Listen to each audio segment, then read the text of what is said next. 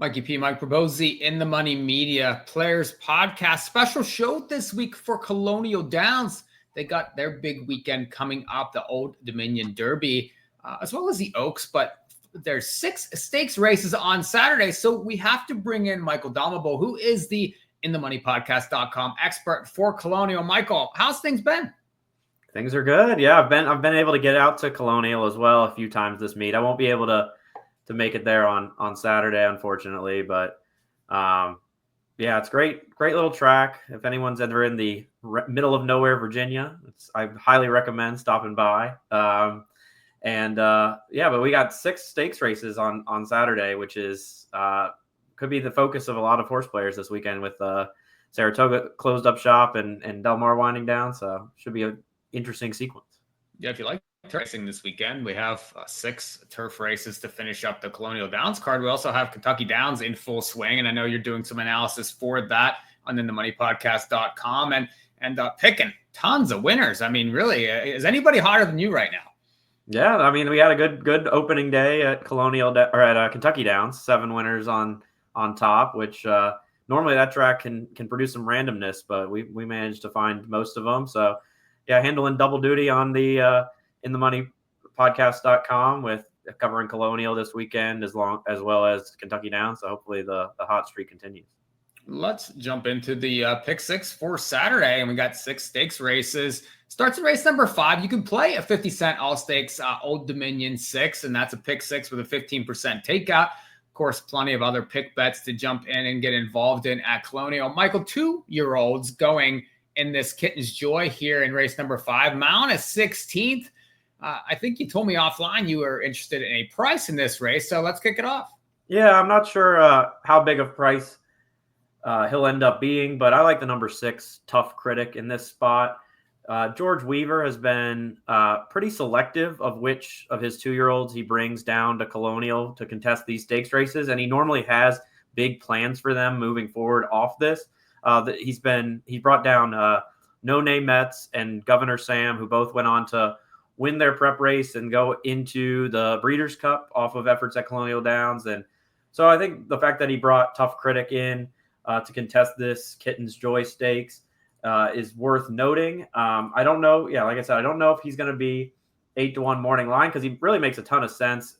He kind of blew the break in his debut at Keeneland, but still was able to run down that field, and that allowed him to go off as one of the shorter prices in a 23-horse field at Royal Ascot, and he wasn't too disgraced in that effort. And then I just things didn't go the right way for him in the stakes race, the Skidmore at Saratoga last time out. I mean, once he kind of missed the break there, being that a 5.5 furlong race, really put him behind the 8 ball. So I like the fact that he ships down here. They're going to stretch him out, so I kind of trust that the barn knows that was the right move.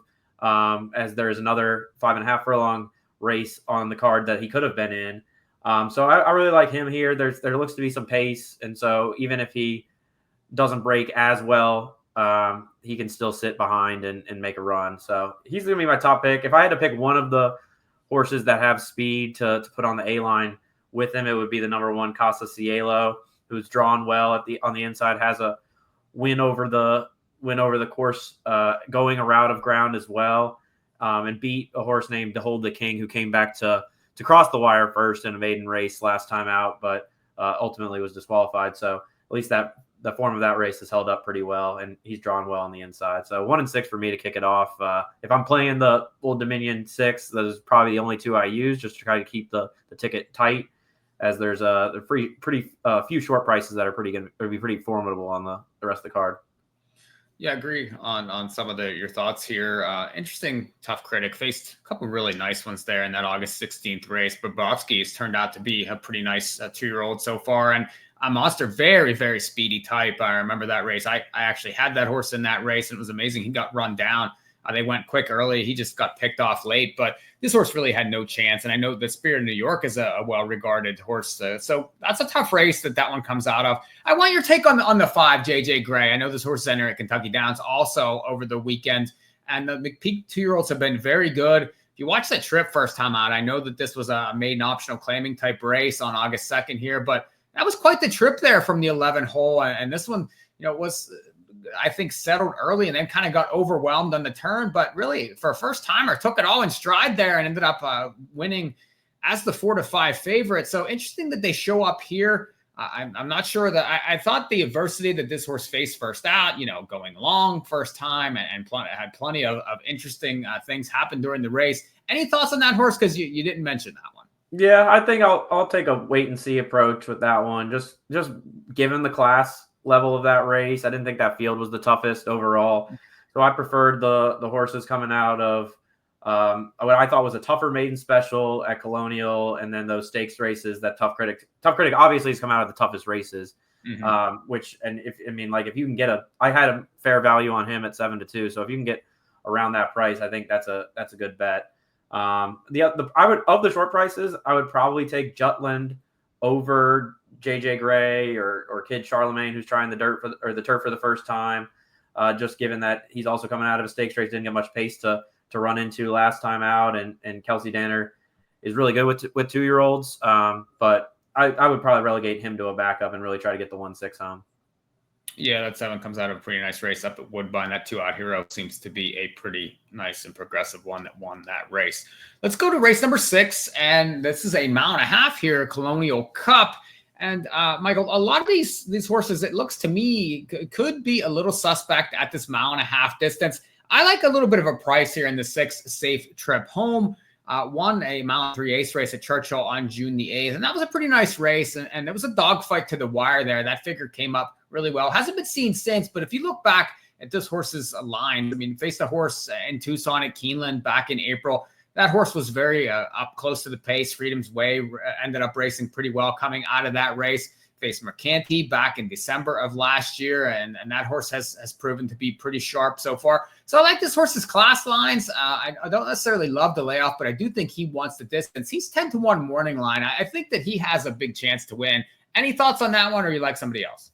Yeah, no, that horse was definitely in my spread here. I do think the biggest thing to note about this race is they're probably going to see the scratch of the morning line favorite, Truly Quality, who ran on Saturday at Del Mar. So I wouldn't expect that one to come back quick, shipping across the country, especially with the fact that Same Connections have the number 7 Twirling Point. So for me, I was pretty comfortable getting through this race with the 2, 5, 6, 7. Like I mentioned, Twirling Point for those Same Connections as Truly Quality, Augustin Sable, Jonathan Thomas. And, this one hasn't really gone this distance before, so that is a question mark. But Kitten's Point, who is the dam of this runner, was best going around these 3-turn routes and has plenty of pedigree there. And so I like him to keep him on side, but he would probably be my 4th pick out of the 4, just because he might be the shortest price of them all. I have to go back to the number 2 Desvio here. He just keeps having trips that make me think eventually he's going to break through and get a race like this. I'm not exactly confident that 1.5 miles is going to be his best distance, but I am confident that his form is so dirtied up that I need to try him here one more time. Last time I liked him in the allowance. That's turned out to be a pretty good race with Golden Eye and Dripping Gold coming right back to win. I don't think he had the right trip moving into the hot pace in the Cape Henlopen. And he did have a victory going 1 mile 3/8, which is around 3 turns at Delaware back in the Kent last year. And he narrowly lost on the undercard of the now Old Dominion Derby, which was the Virginia Derby last year, actually in that race last year against Deterministic. So there's talent here. I know he likes the turf course. So I'm going to take Desvio on top, but it is more of a spread race for me, thinking that the 5, 6, 7 are also eligible to win it. Yeah, I feel like I've chased Desvio several times. I've bet this horse several times. And he's faced tough ones. Vote No, Fort Washington came back to win the Arlington Million. Signator's a nice horse. Deterministic, Carson's Run. This horse has faced a ton of nice horses. But it's probably going to be bet again, especially with, like you mentioned, the 2 is probably going to be out of this race. And, he is one that I do think the distance will suit. Maybe it's just finally his time to get a trip and get the right bunch here. But I agree on the 7. I think that one's interesting, Twirling Point. That's another one that's faced toughies. Tried to face Formidable Man out of Delmar. That horse is 6 for 6 over that racetrack. King of Gosford won the the Santa Anita race, the Shoemaker this year. Donegal Momentum's a nice horse. And that was, I think, very much a prep there on August the 15th. The horse that won went wire to wire in that spot there. This horse fares pretty well considering had been laid up since November, kind of rode the inside, definitely had some finish. Now you get blinkers, you get a stakes race. There's things to like there with that one. So I think that one would be a use for me. I'd be pretty much 6-7 there, but a pretty nice race there, the Colonial Cup on Saturday at Colonial. Yeah.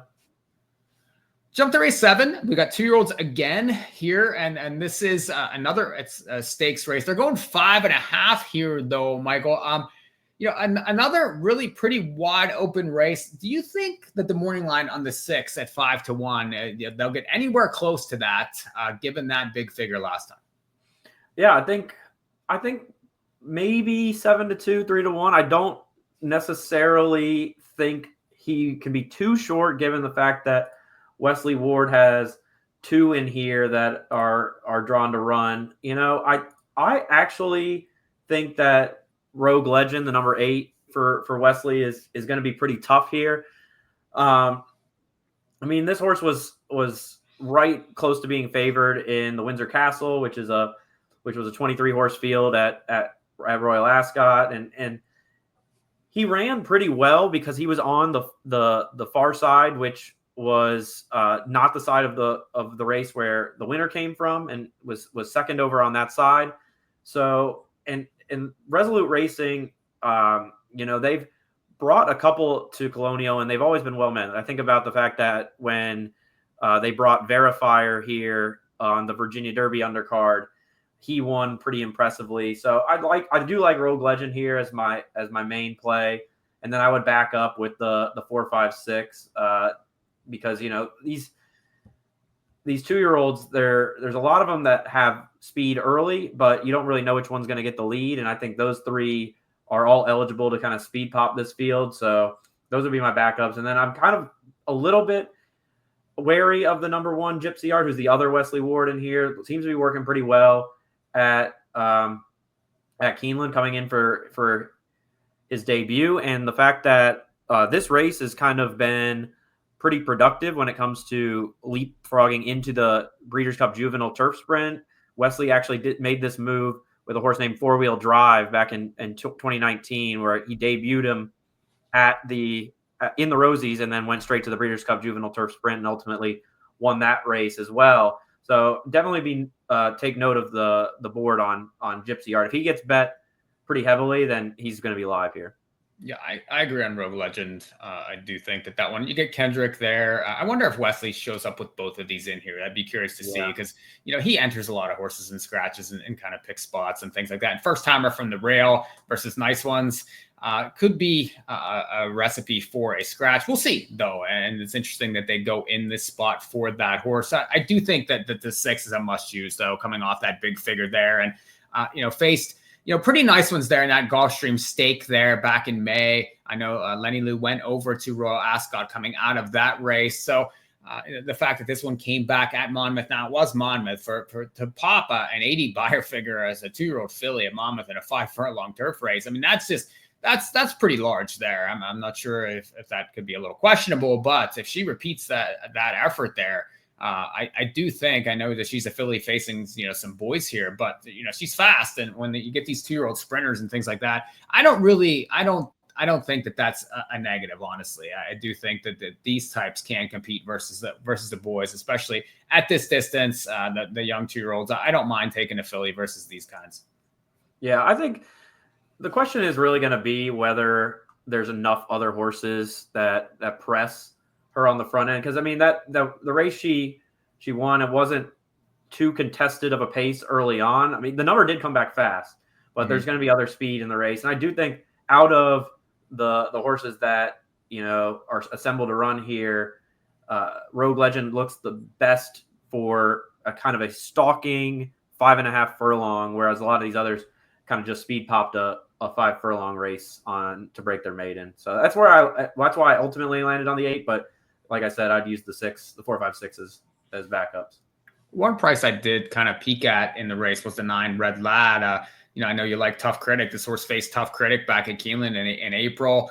and then, broke the maiden in and off the turf at Indy, but showed up in that Tyrrell at Monmouth. Those are two nice horses that especially Hey Nene that finished in front of this one. So that was just one at a price that I thought maybe, I know that there's some really dressed up ones in the race, but this one maybe could crack a try, things like that. Just a horse that I find another interesting entrant, especially this one we totally ignored, I think, off that last race. Yeah, I won't talk you off a 20-1 shot. Go to race 8, and this is the Haas Stakes, 5.5 furlongs here. You mentioned some of these horses that are, using these races to jump into the Breeders' Cup, and a Breeders' Cup turf sprint winner came out of the Haas a couple years ago to win. So this is a pretty tough race, I thought. Michael, where'd you end up? Yeah, I mean, it is kind of cool how, I guess where it lands on the calendar, that so many of these races produce Breeders' Cup starters, despite them being, ungraded races at Colonial Downs. But like you said, like No Balls ended up winning a Breeders' Cup turf sprint in 2023 off this race. And I'm actually going to take the horse that he narrowly defeated in that 2023 De Haas, who's Allegon in this race. I do think that there's a few horses that are going to knock heads on the front end. If you look at 4 Harp, if he breaks, the number 2, number 4 Doncho likes to be on the lead. Number 6 Mr. Has refound some of his form from previous years and has found that early speed again. So I do think that sets it up for an off the pace runner. Obviously, Witty would be the most likely one to run them all down late, just as he did the number 5 Witty did in the Van Cleef Stakes over the course and distance earlier in this meet. But I think Allegon will be able to get the jump on him early and hold him off late, just because he's a little bit more tactical, and I think his form is a little dirty up from earlier this year, especially the race 2 back when he was kind of wide around the turn in the Jaipur. But wasn't beaten too far by AG Bullet. So I think Allegon's the horse to beat here, and the horse to bet as well. I would use him as a lone A, with the backups being the 4, 5, 6. Yeah, I understand that one for sure. And those horses that have been facing bring the band home at Saratoga really have been left in that one's wake. I mean, really popping big figures in those turf sprints at Saratoga.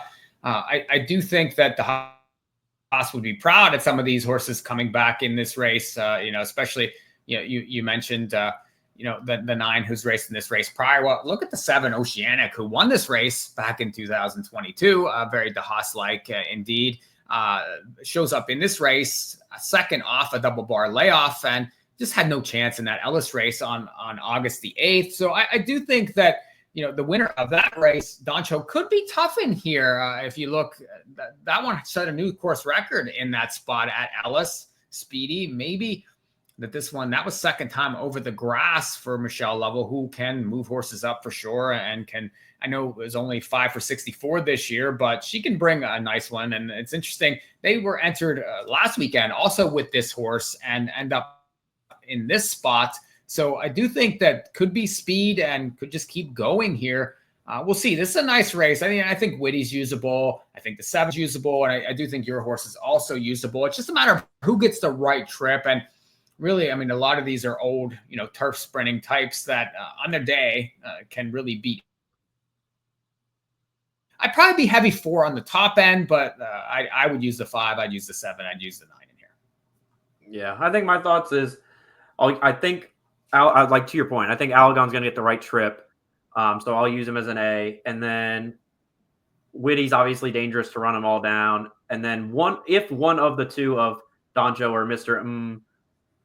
Get clear of the other one, then they're dangerous. So that's kind of how I would play it. With most of my money going through the horse I think is going to get the best trip, but then the other 3 come in as backups in case I'm wrong about that. Jump to race 9, and we have the 2 Old Dominion stakes to finish up this card. Now, this is for the fillies here. Old Dominion Oaks, a mile and an eighth. And I do think that the 7 Evershed is going to be tough in this race. 2-1 morning line, and I do expect to be probably a sub even money favorite in this race. was able to win an allowance race over this course on July the 9th, stepped up and faced Laura Lynn in that Saratoga Oaks. Well, that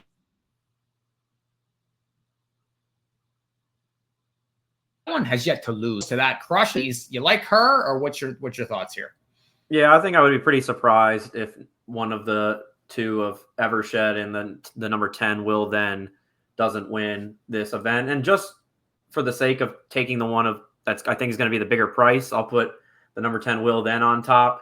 I thought the way the Del Mar Oaks unfolded just didn't give her best chance to finish on the board.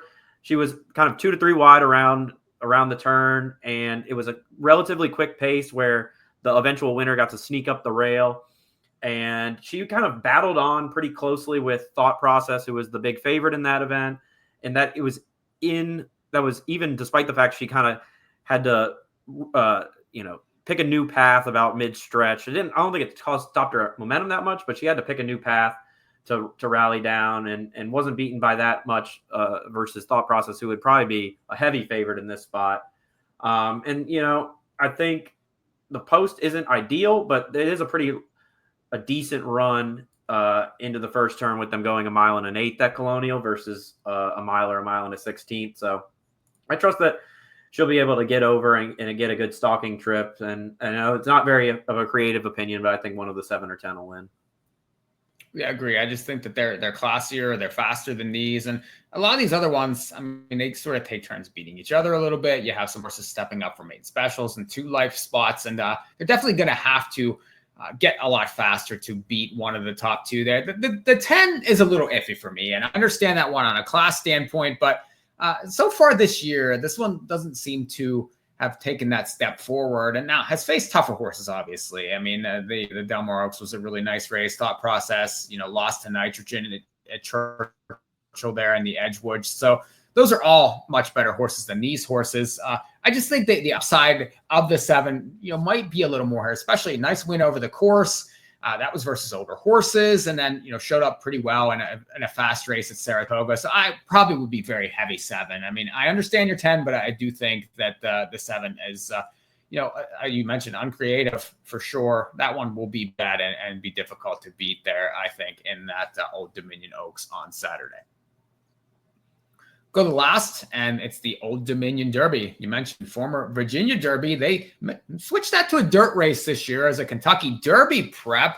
So you get the Old Dominion Derby now, mile and an 1/8 here, Michael. And again, another heavy favorite and world beater. How are we going to get paid here? Yeah, I mean, just to start off, I think it's good that the spirit of the Old Virginia Derby is still alive with the Old Dominion Derby. I mean, I have very fond memories of coming to this race. Growing up in North Carolina, Colonial Downs served as my home track, even though it was 3.5 hours away. But every summer, me and my dad would come up, and we go to the Virginia Derby. And sometimes it was run during the day, sometimes it was run at night. But it was always a pretty good event, because that was kind of before the Kentucky Downs took off, and before those Saratoga triple series of 3-year-old races was going on. So it was often a pretty good field. And so while the Virginia Derby is on dirt in March, this is kind of the spirit of the Virginia Derby still being contested. Like you mentioned, world beater is going to be tough. I mean, he's a grade 1 winner who's running in this race. He's got the class, but I have to bet the number 7, 13 Colonies in this spot. I think he is kind of the improving horse that could jump up and beat a horse like World Beater. Out of the whole field, I think he's really the only one that I think would be able to jump up, make another leap to that, low 90s buyer, like 115 to 120 time form US figure. And I think that's just because of the way he was clear second to Simulate in that Saratoga allowance race, despite having a 3-wide trip on the first turn. So he's got a good tactical ability. He's probably going to be ahead of World Beater early on. And so, and that race has been relatively productive with Simulate coming back to almost win the Secretariat. So I really do like him as the top pick. I think he's probably the one place where you can kind of get this sequence to be spiced up a little bit. And so I'll take him on top, but World Beater is going to be very tough to beat. So I know that the one no Lasix race was off the grass. Any problem there? Because I mean, the Hort was beaten pretty far there. You just attribute it to the surface and maybe not necessarily being off a Lasix there. Yeah, I think that's how I would attribute it. Like I probably wouldn't draw. I think just if it was on turf, obviously I would be more concerned. But the fact that he's a hit at a bomb who is best on turf, so I think he might just not be able to stand up on it. He's been training over synthetic as well, so that doesn't concern me too much. And like I said, if you look at the race that he comes out of, Simulate ran second in the Secretariat, Warlander, Asbury Park. A couple of them improved their buyer figures, so I think that was a pretty solid race. And he didn't have an ideal trip. And was still a clear second in a field of 10. So, and they seem to have been kind of waiting for this spot. So, like they could have run back in any number of stakes races at Saratoga that that they had at from the opening weekend of the meet to the end of the meet, and they chose here. And I think it's a nice spot. And they probably didn't think they're going to run into World Beater, but I think it's a nice spot for him to get a great stakes win. Yeah, I'm just not sure about him. I understand the case. I'm just not sure that he'd be one that I'd be all that interested in. I do like World Beater, and it's hard not to, right? I mean, just those three are actually the last four lines are just much better than these right now. And that was a really nice race there on August 2nd. Was able to catch a loose on the lead. Type that really got the jump, and he just found a way to kind of grind out and win that spot for Rally Mott. Got the first grade 1 win there. I'm going to try a couple dirt horses maybe to try to complete the exact. The 3 Just a Fair Shake. This is a curious spot for this horse, right? Never been on the turf. Has a little turf breeding though, and has danced some dances. I mean, tried the West Virginia Derby. Tried the Charlestown race not that long ago, a couple weeks ago there. And really, has been okay. I mean, is getting checks in those spots. Maybe this horse will take to the turf. You get an inside post, you're certainly going to get a price here in a race that certainly has no World Beaters under World Beater for sure. So I do think it can maybe crack the exacta here at a price.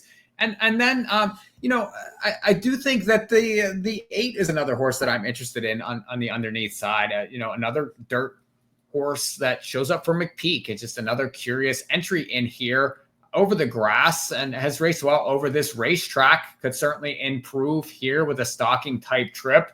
Had no chance in that race on August the 9th here against Rolando, and Barbarian Runner has come out of that race to race pretty well. So I just think that, again, it's McPeak. I know he's not afraid to try these kind of turf races with these horses. This horse is stone cold bred for the dirt, and that's just something you have to overlook, but you're going to get a price. Again, 10-1 morning line. I would expect this horse to be double digits, and we'll see. I'm not saying that he can win it, but I do think that maybe he could fill in tries in a race that, beyond the top couple there that we mentioned, really could be just about anything. I don't like the 4 at all. What's your thoughts on that one? Soleil Volant. That horse is going to take money in here. Any interest in him, or are you trying to fade? It's interesting. I was going to bring him up. I remember you, me, and Will were on the show for the Arlington Million card, or maybe it was Peter, but Soleil Volant, Will was talking about him like he should have been entered into the Secretariat. And then watching that race back, like I know he had a tough start, but I don't really think he did that much running. So of the two between like Soleil Volant and Outrunner, I would prefer him just because he had more of an excuse last time out in a race that was wired by Magic Pathway. I wish Will was on the show so he could have told us more about how he's come out of that race, and maybe he's come out really well, and that's why he's spotted here versus an allowance event. But he was a little interesting just based on the kind words Will had to say about him for the allowance event. But I couldn't get there given I think that World Beater's tough, and then I had just had a different creative idea than him. Well, Michael, always good to get your thoughts. Another fantastic card at Colonial. And your write-ups on inthemoneypodcast.com are absolutely must read if you are going to be playing these races at Colonial. And, we have a couple days left at Colonial. How many more days you have blogs, scheduled for? I know, especially this weekend, you'll be on there. Yeah, Friday, Saturday of this week, and then Friday and Saturday of next week, we'll be covering Colonial Downs on the website, and then all 4 remaining Kentucky Downs days. Are taping this on Thursday, so today's card, and then the final 3 at Kentucky Downs. So we'll have a few more spots to read my picks and plays and analyze the cheat sheet that I like to put out, where I kind of put every horse into a tier in how likely I am to bet them. And we'll go from there, and we'll be on our way to the Breeders' Cup after that. Yeah, great stuff, Michael. Really appreciate your analysis and certainly your write-ups. Jump in on Colonial Downs this weekend. Get in on that pick 6. Pick 5 has 12% takeout. Lots of fantastic betting here. We got full field, stakes races, turf. If you're interested in this kind of racing, this is absolutely the place to be. So, Michael, great to talk to you, and I hope to talk to you soon. Thanks, Mike. It's been a production of In the Money Media. Get in on Colonial over the weekend. Check out PTF and JK for their Kentucky Downs thoughts. We got Del Mar closing weekend. Also, we'll be having some content for. We'll see you guys next time.